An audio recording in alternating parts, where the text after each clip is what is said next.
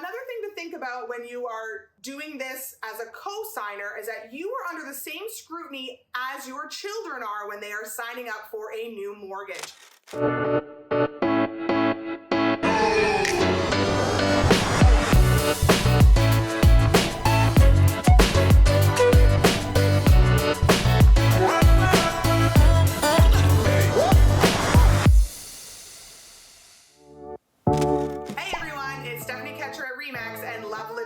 Waterloo.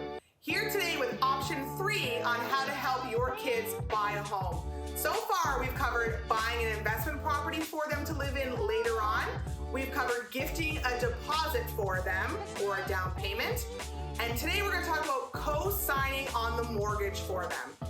So this one is something you definitely need to speak to a mortgage broker about, but a couple of things to keep in mind when you are co-signing on a mortgage for your children. You will be on title for the property, meaning you are listed as an owner of that property.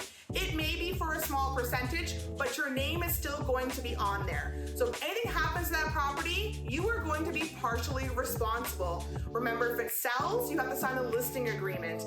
If they go into default, your name is on that title. So please be careful when you are using this particular option. Another thing to think about when you are doing this as a co-signer is that you are under the same scrutiny as your children are when they are signing up for a new mortgage. So they are going to do a credit check on you. They are going to check your employment. If you are retired, this may not be your best option. This also might affect you down the road when you want to go ahead and get a car loan or buy a home yourself. So make sure that whatever position you're in, you're aware of that, where you might be 5 or 10 years down the road, because if you are still on title with their mortgage at that point, you may not be able to move forward with your plans that you have. I've seen a couple of clients who need to work a bit longer than expected because they've put themselves on as co-signers with their children. So know your future, and I know you want to help your kids, but make sure you are aware that you are also protected and watch what you are doing to make sure you're covered there.